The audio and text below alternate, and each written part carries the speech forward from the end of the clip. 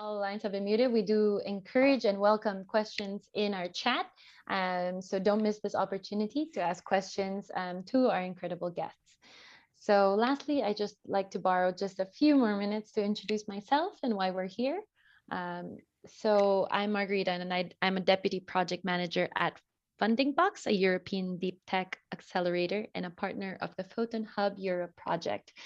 Funded by the European Commission, Photon Hub Europe seeks to boost the competitiveness and uptake of photonics technologies in Europe, with a mission of becoming a full-service, one-stop shop.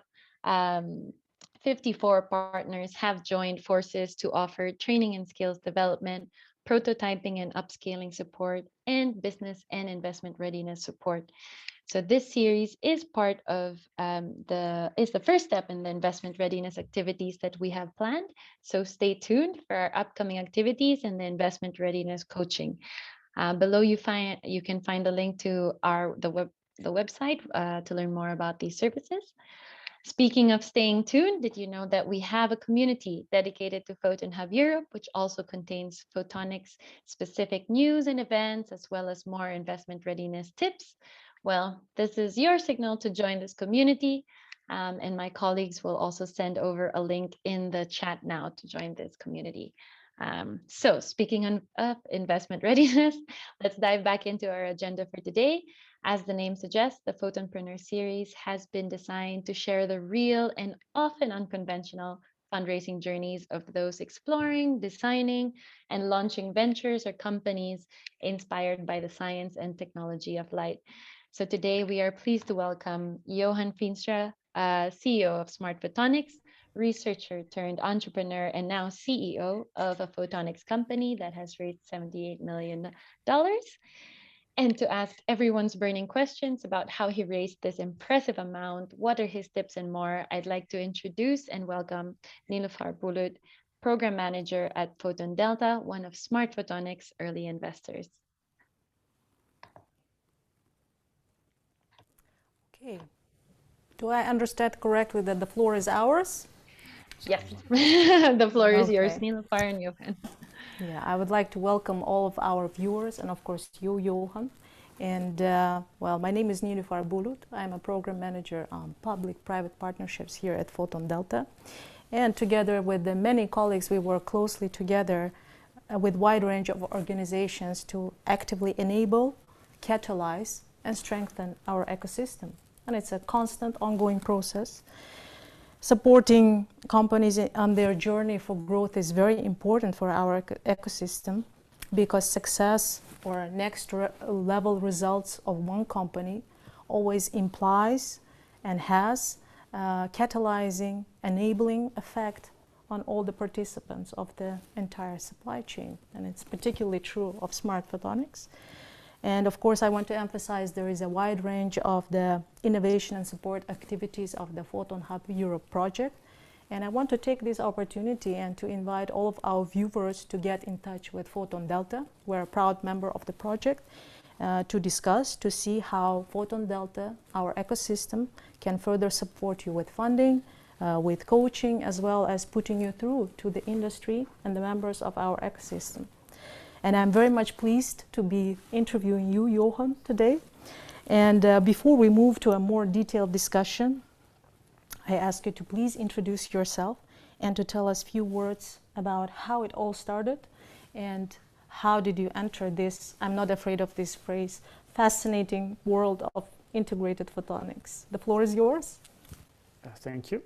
Well, first of all, I also, I'm very pleased to be kicking off this series. I'm also looking forward to the next ones, to hear from other people as well, because you never know all, right? But I hope that I can share some of the things we've learned over the time with you, with all of the audience. That's great. My background, I am indeed a researcher, changed into entrepreneur. I used to say that I was a researcher with a bit of business sense. I would now say I'm more of a business guy that actually understands engineering a little bit. Mm-hmm. So I think I've really made that change. So I actually have a PhD in physics. long time ago, did a postdoc even in the US, also came back, worked for Philips. Great place to start a career. And then actually we started a business out of Philips. So we took technology out of Philips into a company called Liquavista. Raised money for that as well. So I think we raised, I mean, it's always a team effort, right? We raised about 25 million for Liquavista before we sold the company to Samsung Electronics. And then after 3 years flying to Korea quite frequently, we actually sold the company again to Amazon for many reasons. Ended up flying to the US all the time for 5 years, enjoyed it a lot, great company, Amazon. And then in 2019 I changed to SMART Photonics, where I was already in the board of advisors, trying to also disseminate the knowledge that we have gathered to other startup and scale-up companies. So I was helping SMART Photonics since 2016. And I was very, very pleased when they asked me to take over as a CEO, because I do believe it's an incredible journey. I mean, Photonics and SMART Photonics as well is only getting started. That's why I think it's so great that Photon Hub is there also in terms of investor readiness of photonics companies, because I think we have a huge opportunity in Europe to be, to make a big difference and to actually build a lasting industry in photonics. And SMART Photonics hopes to be a central part of that. Okay. Well, that's a great beginning. I believe most of our viewers today are here to learn your tips on raising capital. And I'd like to ask you to tell us a bit more nuanced vision from your side, based on your experience and journey of SMART Photonics, of course, on to-dos and not to-dos while raising a capital, looking for some. Yeah, there are, of course, many. I think what should I start with? I think actually, let's start with a very simple one, and this is one that I never forgot. Actually, one of the investors I spoke to a while back, you should understand that these guys actually get, maybe 1,000 business plans and they fund 1 to 5 or so of those. I mean, it's really a very, very small number that is being funded. So when you think about that, actually getting airtime with investors is even much less than what they get, right? So actually the biggest hurdle is almost from having a business plan to getting airtime with investors. So the funny thing was that this investor told me that he asked me, what is the biggest thing we actually discard business plans on? Business plan, team, whatever, etc., etc. No, actually more than 50% of the business plans are being killed because there's typos on the first page. Because these guys don't have the time to read all of this stuff. And if you don't have the eye for detail to actually get your plan right, to have significant errors on the first page, you're out. That's a really interesting one. And then, the second one I would say, and that's a little bit more maybe stronger tip. I think one of the things I've noticed is that to actually get airtime, it's very, very important to have warm introductions with investors. So it's really important to have a network with investors, to keep in touch with investors from the past. You don't have to be there all week, right? I mean, but every now and then do a little touch with these investors so that they still know you're around. And if your name comes with a business plan, you already have a head start compared to other people. So being warm, having a network, keeping and maintaining that network within the investors is an extremely important part of your job as a CEO. Great. Well, Johan, one question I have for you is perhaps you could elaborate a bit more for our viewers on dilutive and non-dilutive funding options that one has that may not be very obvious. I think in this context, in the context of Photon Hub Europe project as well, it's very useful to get a few tips on there. Yeah. I think, for both my companies and many others as well, I think we raised sort of both, right? I mean, because it's important on the one hand to get to a stage where you get good investors, strong investors in. I mean, with both. So certainly with SMART Photonics, I think we started with actually raising funds from a whole set of individual investors that were really believing on the dream of SMART Photonics and of photonics in general. That was mostly equity investment.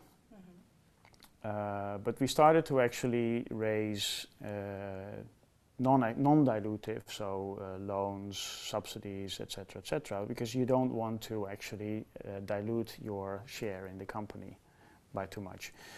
And of course, the whole principle of doing a startup and a scale-up and growing as a company, that you actually increase the valuation as you go.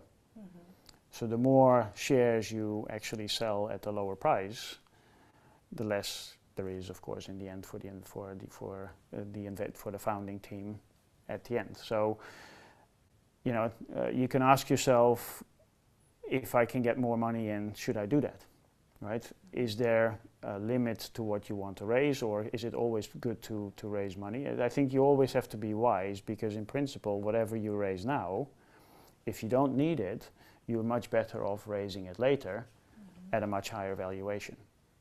If the company goes well, right? So you always have to balance what you need versus what you can get, right? In terms of a size of a funding round.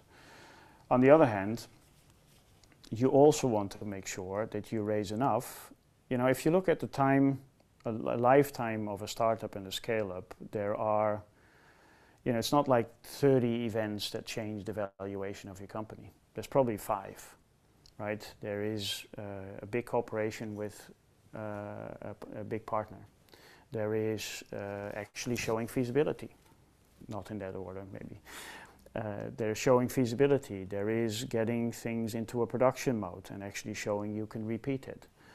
There is getting your first customer in and selling your first product. I mean, those are main events that are the ones that are big impact on valuation of your company. So when you raise funds, you want to make sure that you have enough funds to hit one of these 4 or 5 big events, because that is going to determine that your valuation next time you go to investors is significantly higher. And that's the game you're playing. How much do I need to hit one of these 4 or 5 events? Or should I take more to make sure? Because we also know that from deep tech, things tend to take a little bit longer and are a little bit more complex than we all think as engineers. Related to this last sentence, the next question I have for you is just how important is timing when you're on the lookout for funding or when you're actively pursuing one? Very important, and it's always difficult to get it right. I think, just like actually a deep tech startup, you're always starting too late. It's always it's difficult. It's actually being a CEO of a scale up and a startup. You're continuously fundraising. The day the fund is in, you already start thinking about the next fund or the next moment you might need cash into.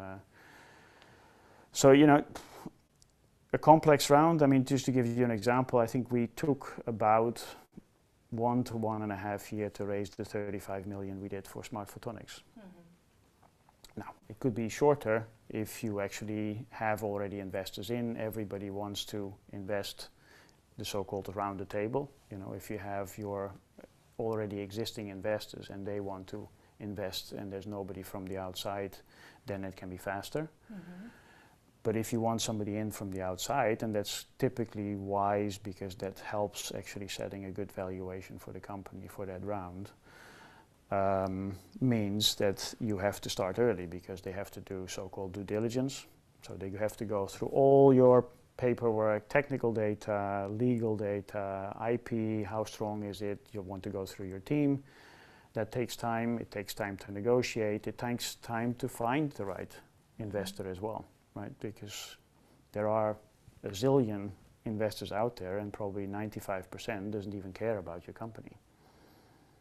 You have to find the 5%, which is another actually tip if you go back to your first question. Do your research, right? I mean, you should really look for the right investors for your business plan, because there are many, many out there, but there are not many that actually want to do photonics. There, in fact, are not many that actually have the stamina to do deep hardware tech. Many of them prefer to do apps or software or those kind of things. So also choose your investor by good preparation. Actually showing you're well prepared to the investor is a big, big advantage as well, because you show you've actually looked at their portfolio, you show that there are possibilities for them to add value in addition to the finance, also to add value strategically, which is part of the extra value you would like to get out of an investor as well. Okay. Great stuff. Well, taking this opportunity, I want to congratulate you and SMART Photonics with your last 13 million euro debt round with the Rabobank.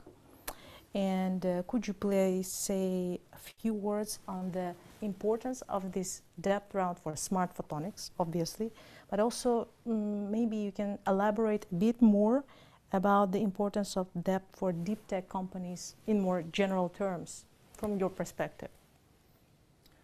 Yeah. So, I mean, you started your previous question indeed by sort of the balance between the two, right? I mean, equity versus non-equity. Indeed, we are at SMART probably about 50-50 now, where non-equity is helpful from the fact that you don't have to actually give any shares, so you maintain your share in the company. Of course, getting non-equity in has the drawback that you have to start paying interest and down payments. So negotiate well when you get non-equity in, right? Try to push back any down payments to a point where the company is actually capable of doing it. We are very, very pleased to have the Rabobank on board. I mean, the Rabobank already early in the company provided a much smaller loan to SMART in 2016, 2017. So they were a partner already. The Rabobank, I think, is a very committed partner in this region to also boost deep tech in general, but certainly also photonics. Right. And for us, it's really important because not just the money. Of course, the money is extremely helpful, but I think it's also sending a really strong signal about the maturity of the company. Because if banks start to step in, that sends a very positive signal about the expectation and the stability of the company and the prospects for the company going forward. So from that perspective, I think it was also an extremely positive signal for SMART Photonics in particular, and I think also for the photonics ecosystem, the Photon Delta ecosystem in the Netherlands in general. Very good. Well, last but not least, I'm sure that our chat is flooding with many interesting questions. As a member of Photon Delta team, of course, I'm very curious to hear from you. What did our role, Photon Delta stepping in 2 years ago, has meant for SMART Photonics back then? And obviously, you are part of Photon Delta ecosystem, a very prominent part today. What value and significance does Photon Delta have for SMART Photonics today? So in retrospect and today, maybe you could give some flavor. Yeah, maybe to sketch the context a little bit for those that are maybe somewhat less familiar with that. I mean, so Photon Delta as a sort of, you guys started in 2018 with at least the financial part of it, right? With having the funding to support the ecosystem of which SMART Photonics is a part. SMART Photonics being a foundry providing all the chips to the various customers plays an extremely important role in the Netherlands as the only provider of the ICs. In fact, I think we play a really important role in the whole of Europe because also there we are the main foundry for providing integrated photonics chips. I think that when I came in 2019, Photon Delta already very quickly provided non-equity funding. So you were and became a partner for SMART Photonics from the early start already. I think the Photon Delta ecosystem is extremely important to us. It's also really interesting because I continuously also in the company refer to the fact that we are not just building a company, we're actually building an industry, which is hard. Maybe fascinating and as well. It's hugely fascinating. It's hugely fascinating because, of course, the chain is only as strong as the weakest link. So we all have to grow together. It's a really interesting thing because it really is an ecosystem also, and I think you, as Photon Delta, really strongly support that by having communication, by having flow of data, by having flow of information through that network. And of course, we know how to find each other well, right? Because we work already for years together, which is part of also the benefit and the strength of this ecosystem and the region here at in Brainport. But you play an extremely important role to get us together, to make sure that that ecosystem as a whole builds together. That was the juiciest part of the discussion about the link. Then the shareholder part, right? I mean, that's where I think we started to work together. And actually, as I said already, it took us about a year to year and a half to raise the 35 million in the middle of 2020. Photon Delta from the beginning has actually been a very good counterpart for me to talk about how do you want that consortium to look. And initially it was much more of a counterpart in terms of communication, and at some point we realized actually it would be very strong for both Photon Delta as well as for SMART Photonics that they became part of the investor set. Because as I said earlier, it's not just about the money.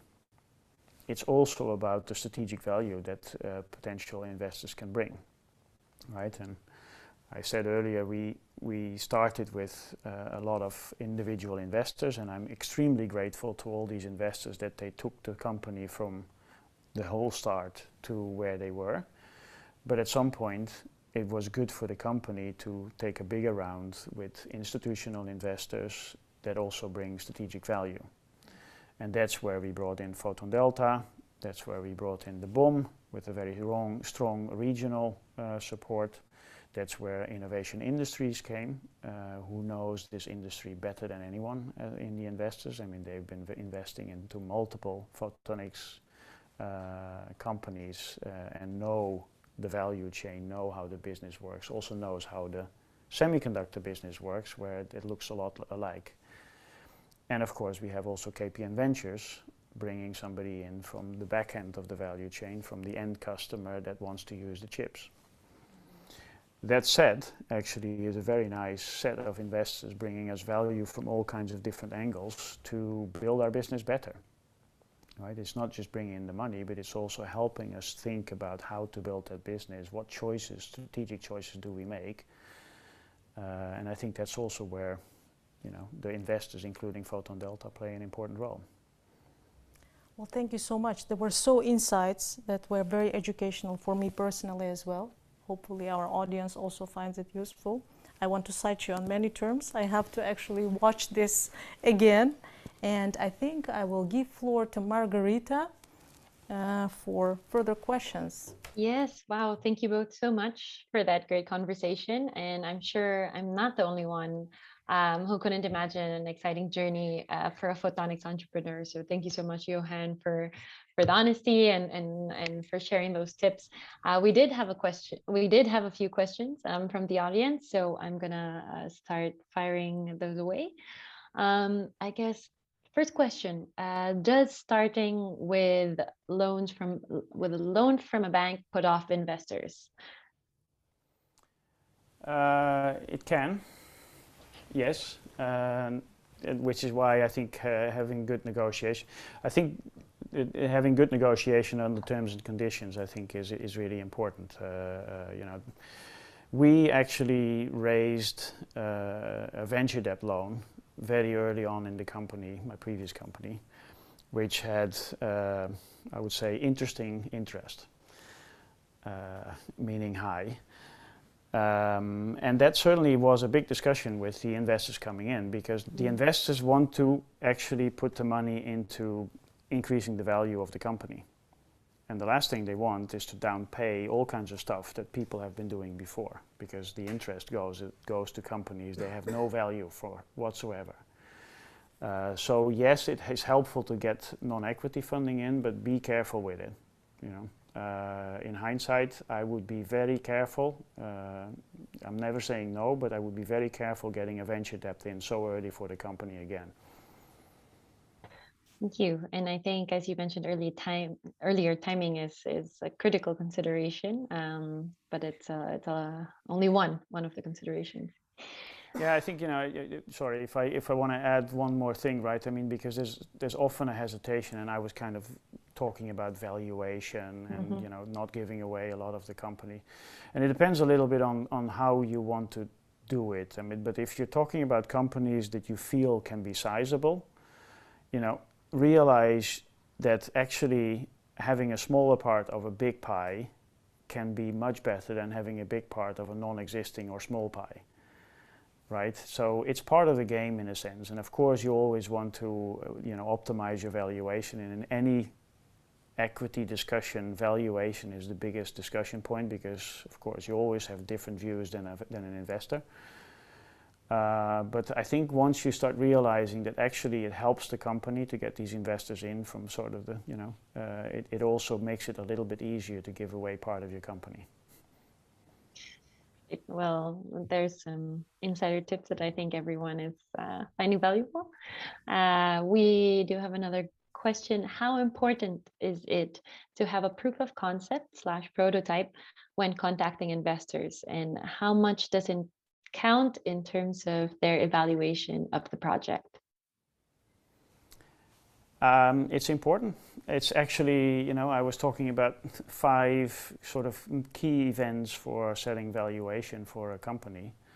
This is one, right? I mean, if you know, yes, you have to, I mean, you always, when you go out early, you have to get your investor to buy into the dream that you have, right? As a founder, CEO, you know, of a company, you have to live that dream. You have to be the dream. And you have to make sure that whoever comes in as an investor actually buys into the dream. Because any negotiation with an investor, it always starts with the investor on the other side of the table, asking the hard questions during due diligence and so on. And then slowly, as the process goes, you start to get them onto your side of the table. It's one of the investors I actually talk to a lot, told me always that, you know, investing is the game between fear and greed, and there's nothing in between. So, you know, the fear starts, they're on that side of the table, they're asking all the difficult questions, they're trying to find the thing that you're not telling them. And then slowly, as you become credible, right, because credibility of CEO and team is really important in an investment round, slowly as you become more credible, they actually go to greed. Hey, these guys might have something, and then, you know, that's the point you have them. Going back to the question, which I didn't answer yet, it is one of the 5 events. So, you know, having it makes a huge difference on how the valuation will look like. If you have just a dream, it's going to be harder to negotiate a higher valuation. If you have the dream plus something that actually works, the chances you actually have a higher valuation are much, much higher.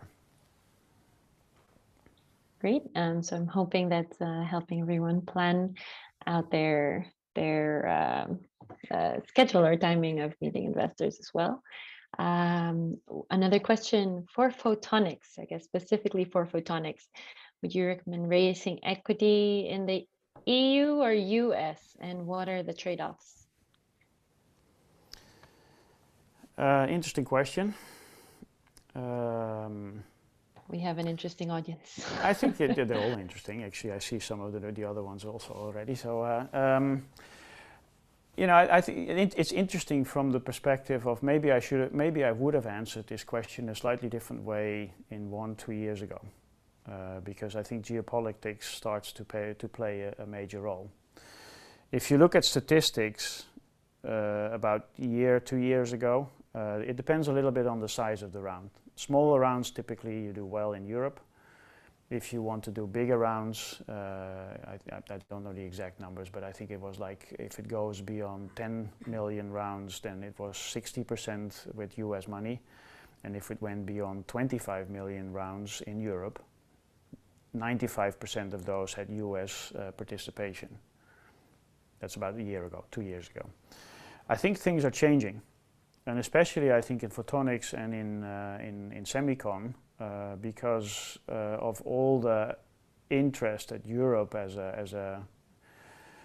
that Europe actually puts on having more of a foothold in semiconductor and in photonics as the follow-up industry. You have a better chance of raising it in Europe, because the argument of keeping it in Europe is much stronger than it was a year ago or 2 years ago.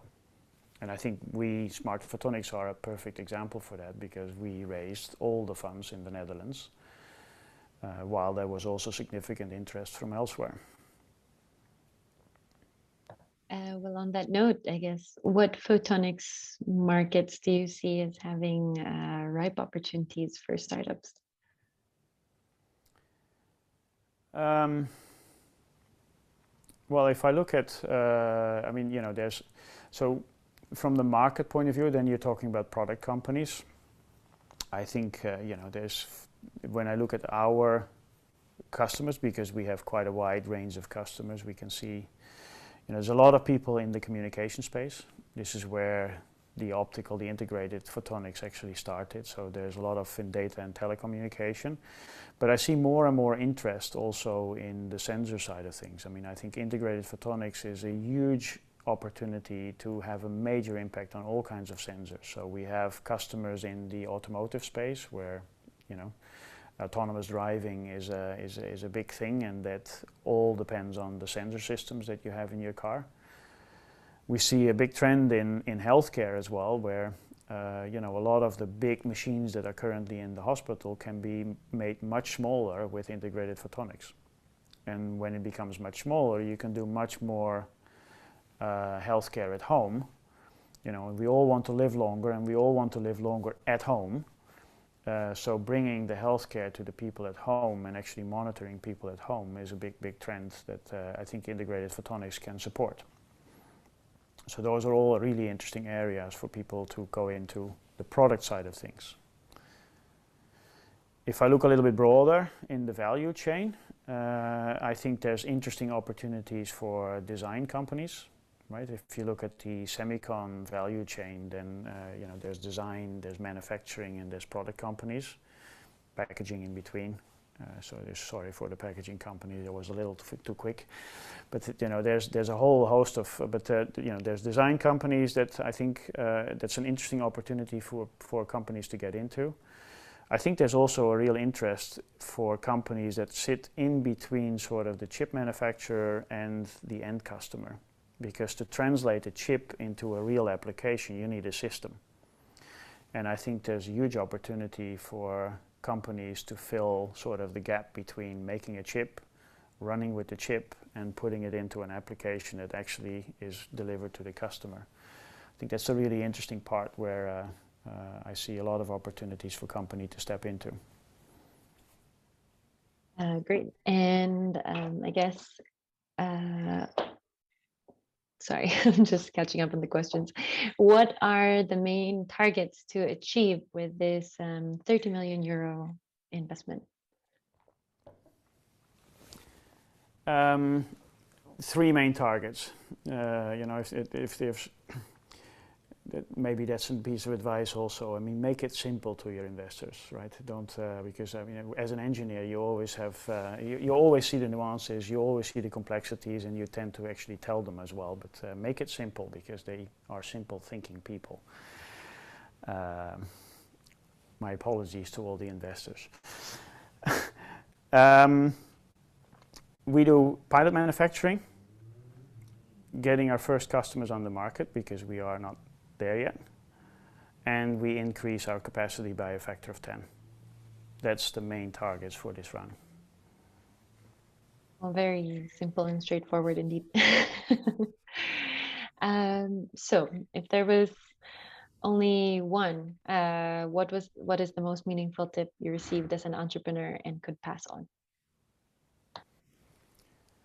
There's only one. Wow. I don't know. You know, very often you get tips, and I guess many people experience this. So you get advice or tips, and you think, well, I knew that. Yeah, you knew it, but you're not actually doing it. And having the recognition of actually having to do it is really important. So one jumps to mind, and this is a very simple one, in fact, in hindsight. I'm one of those people that walks into a meeting and basically knows what needs to happen, and then when I was a little younger, I actually told them what was supposed to happen, and I thought, why did they actually schedule this thing for 55 minutes, for an hour, because I don't need the other 55 minutes. Not the right approach. So one of the advices, and this is not just the advice itself, but actually the context in which it was given and the setting. I know exactly who was giving it, when it was given, what the situation was, because that's the impact it made on me. I had a bit of a chit-chat with my back then manager, and he got really angry and got pretty upset, and it really was about nothing. And that was part of the problem, because he said, you go sit on my chair, look at it from my perspective, really see what how I should handle this. I cannot handle this. Look at it from my perspective, go sit in my chair.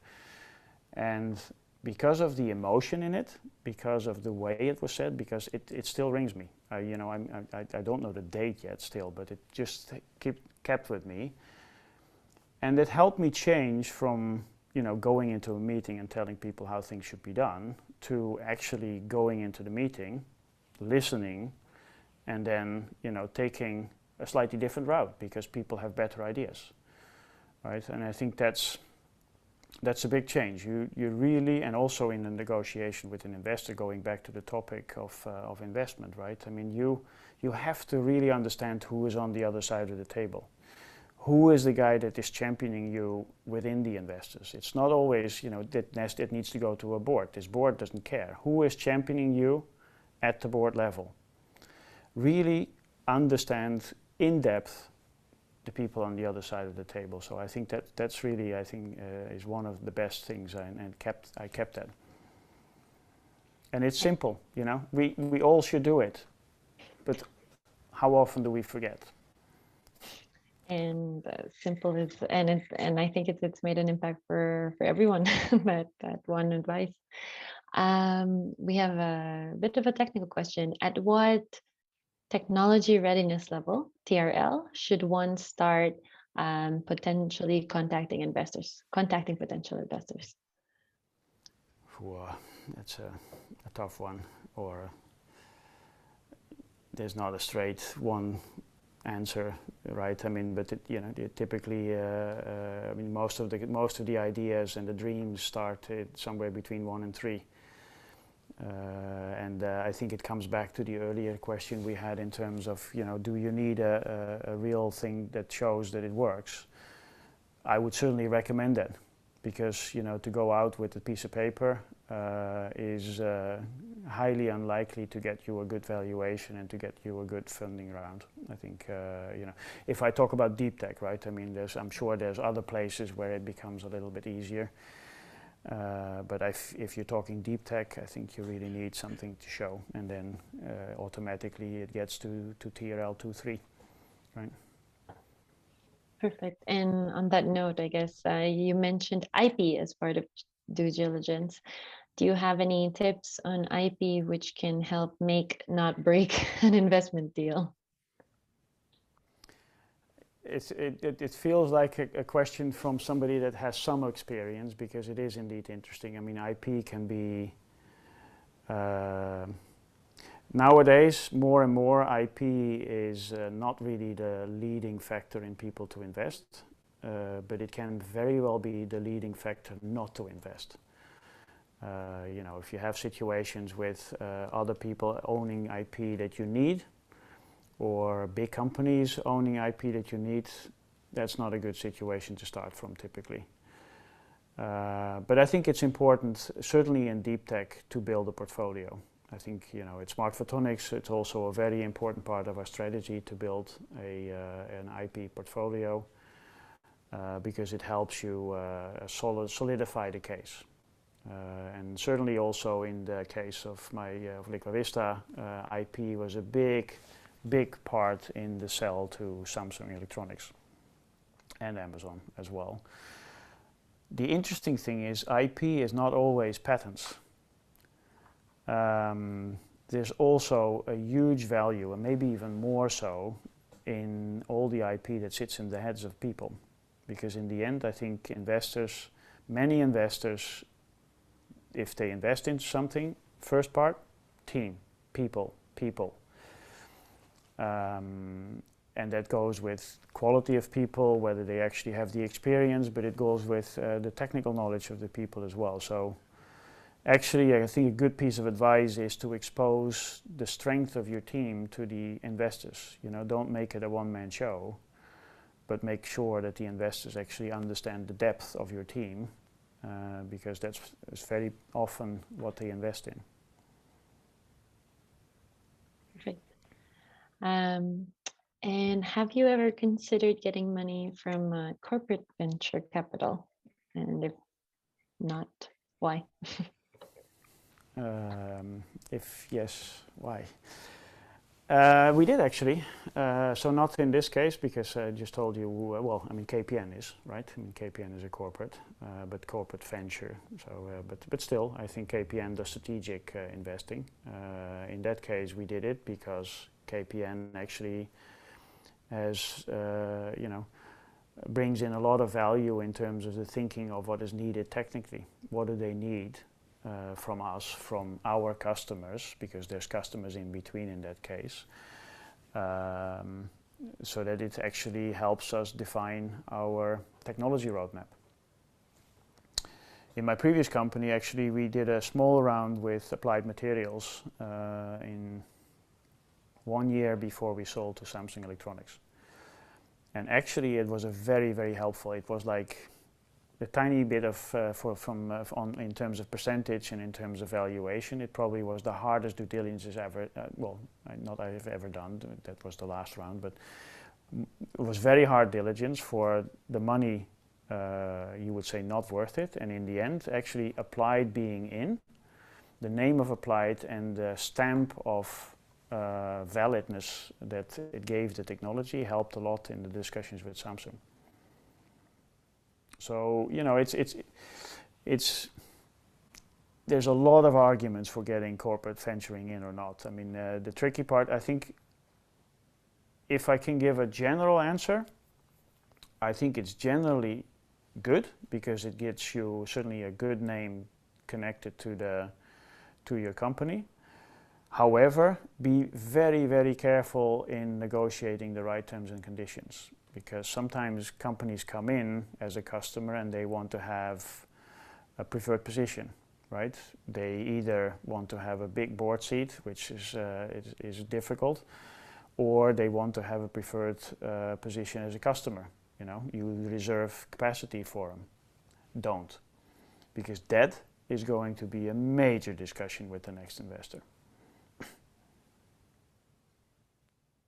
And maybe you can tell us a little bit more about the process of raising capital, more or less like when to start, and the must-haves, most especially.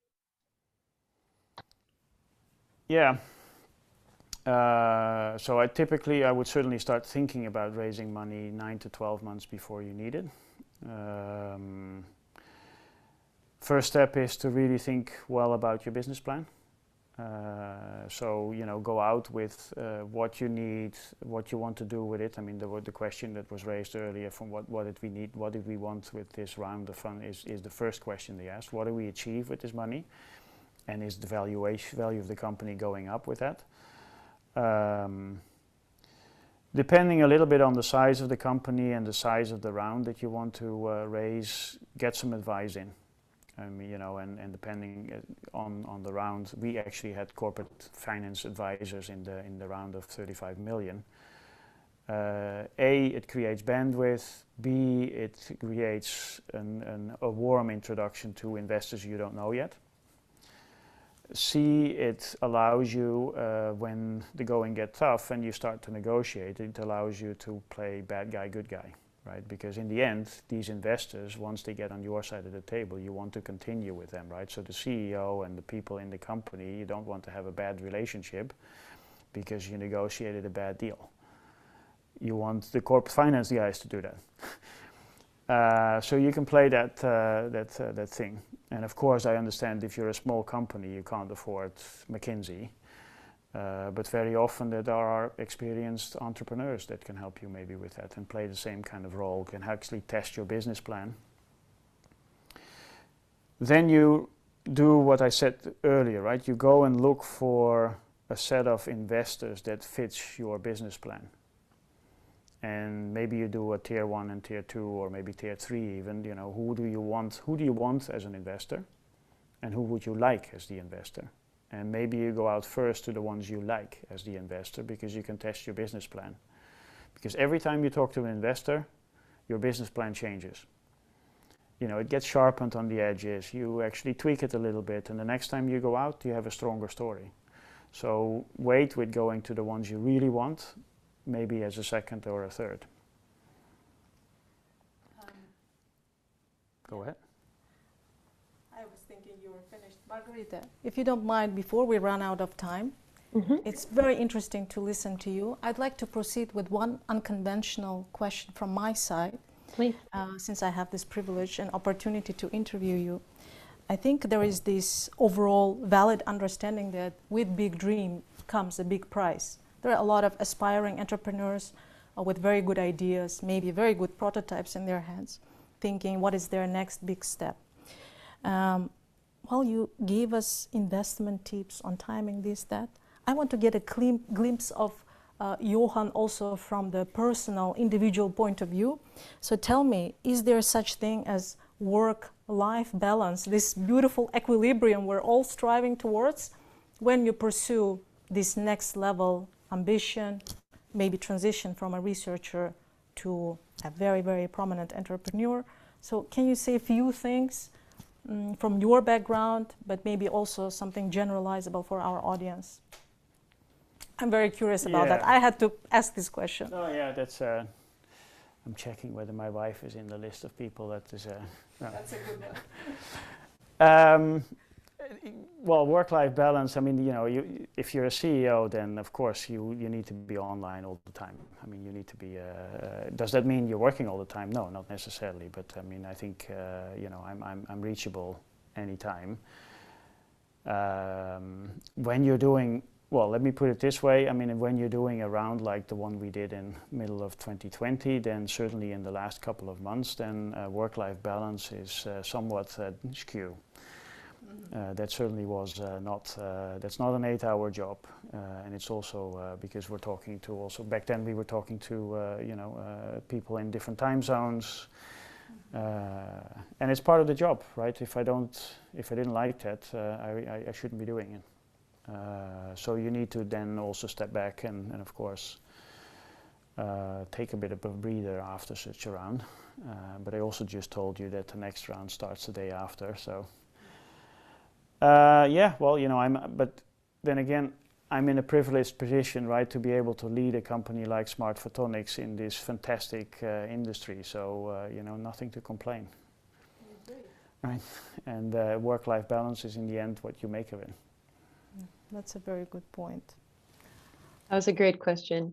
We do have time for one last question, and I think it's a great one considering it's how we started. But do you have any advice on setting up the team, since this is the most important factor? Yeah, at least, no, that is a really good question for sure, because you know, picking up on what I said earlier, a team is really important.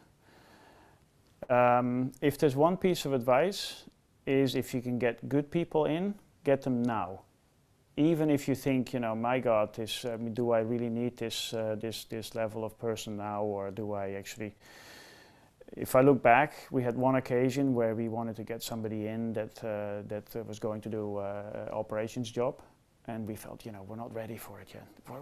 We're tweaking. We're still in this technology thing. I mean, what the heck? Why do we need a big operations guy?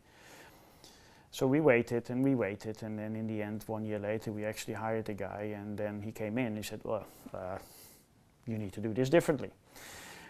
So I had a lot of regret. Actually, getting good people in helps you build the company. You don't want people to come in and tell you did it wrong. You actually want people to come in and tell you how to do it. So get good people in, and I don't know if any one of you read the book Work Rules from Google. I would highly recommend it. It's a really nice book.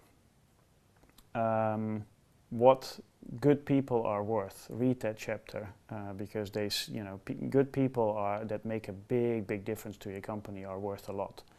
So therefore, get them in as soon as you see them. Certainly in a market that we are today, because it's really an employees market.